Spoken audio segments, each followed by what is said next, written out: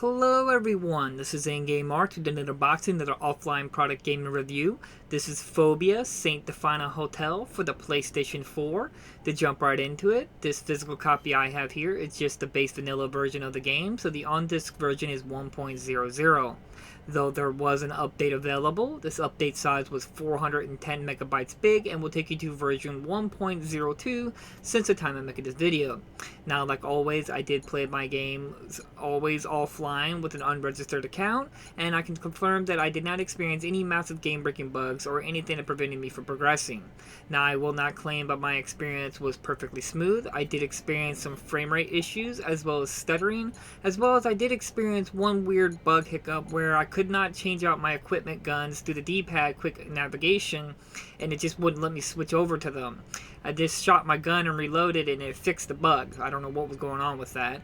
As well as sometimes enemies did some weird things like get stuck in the environment and or they kind of collapsed and got right back up. It was really weird. I thought I killed them and then I didn't. It was really weird. But which is really great to say that the overall experience, what ran from my experience, I can claim that I did not experience any massive issues. Like always, your experience could differ. Now, this is good because this is published from Maximum Games, in which they have a bit of a history of releasing games not in the best, cleanest state at launch. They kind of have the mentality, release it now, fix it later kind of style. So I was really worried, and I don't buy a lot of their games, but I could not pass this one up because this one looked really interesting, and I'm glad that it turned out to be a really well-polished, at least decently made game without a humongous update day one.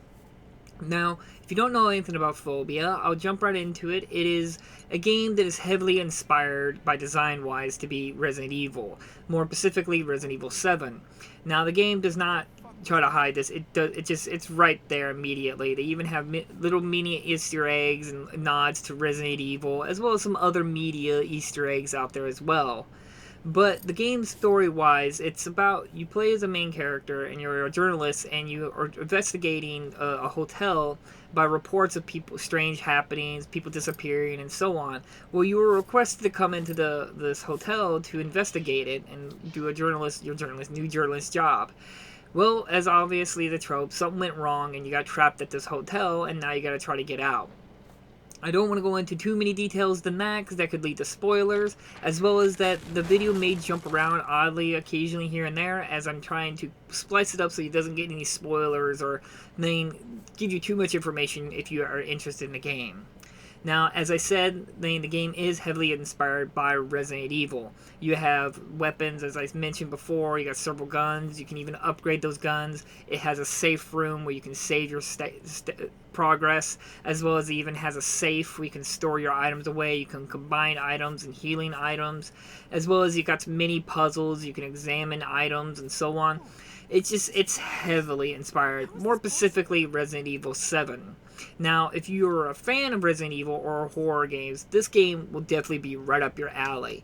Now, if you were disappointed like in Resident Evil 8, I do highly recommend this game, because this game really was just what I was wanting like Resident Evil 8 and Resident Evil to be. More of the focus on the puzzles, the environment, and minor gameplay mechanics of combat.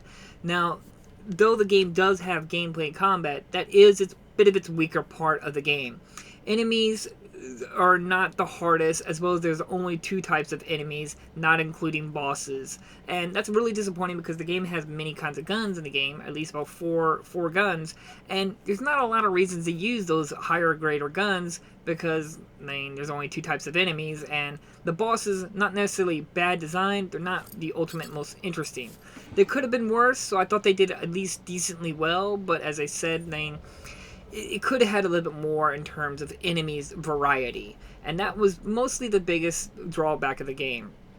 The next biggest one I could point out is that for some reason the developers were inclined not to include ability to access a map. There is maps spread out throughout the environment, but you can't like click a button and bring up a map. I thought this would have been very helpful, as not allowing me to look up a map didn't provide anything. It only just made the experience tedious if you got lost. And now I got pretty good environmental awareness in video games, so if you're not very good at remembering your environment, you may have a hard time because of lack of a map.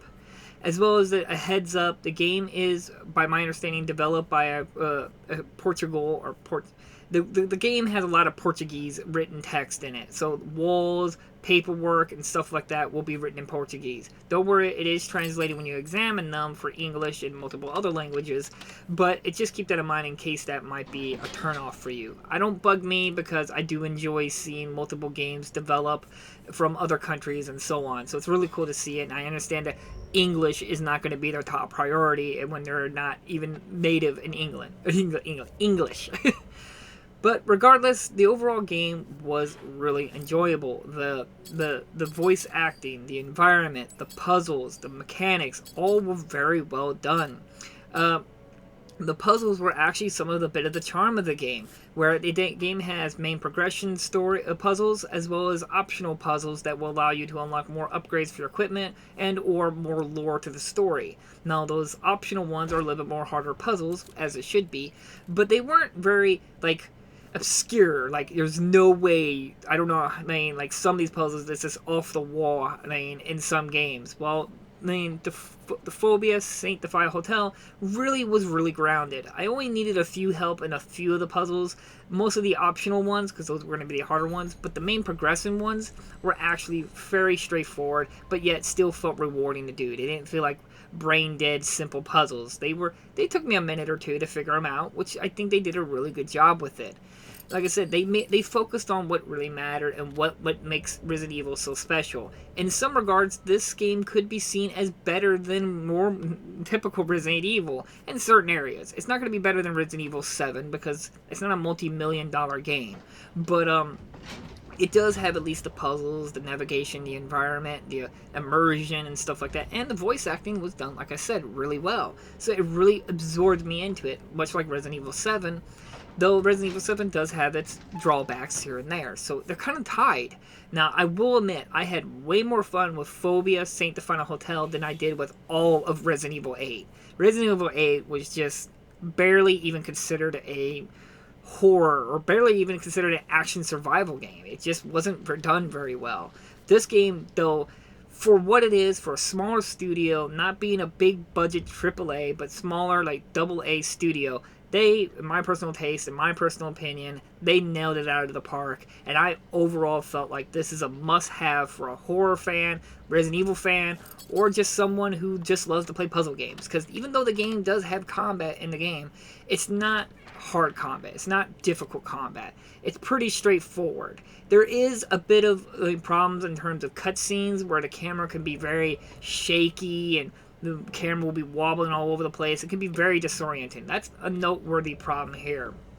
Now, if the game was in VR, that would have been nauseous-inducing because of how the camera wibbles around in cutscenes. But luckily, it doesn't happen that often. I can't really talk too much about story because that leads to spoilers. I don't want to show you too much in terms of combat and mechanics and stuff like that because, again, spoilers. But if you love these kinds of games, this game's right up your alley. It's not going to blow you away, but I think you would be pleasantly surprised at what the studio was able to achieve and what they done with it. I don't know if I'm going to ask for a sequel, but I do hope they can continue their development, and Maximum Games will, if they publish them again, allow them to do a bit more polishing and stuff like that, because as I said, it does have some minor frame rate and stuttering. Now, there is a PS5 version out there. I don't know the difference between the PS4 and the PS5 version, so hopefully maybe the PS5 version will have better frame rate and no stuttering. But for the PS4 version, it is a gem. I highly recommend it. It's going to definitely be considered a hidden gem, a small little magical piece on your collection for your horror fans out there. So like always, I try to leave links down in the description if you're instant copying. Wholeheartedly recommend. Could be a little bit more difficult with lack of a map and just can be kind of confusing, but if you just dedicate your time with it and just appreciate it for the smaller studio, smaller design, but yet felt like that they actually put a lot of passion and time in creating it, and it really shows. So like always, thank you all for watching. I had fun playing this game. I really recommend this game. So again, thank you all for watching, and I'll see you guys in the next unboxing video. Bye bye.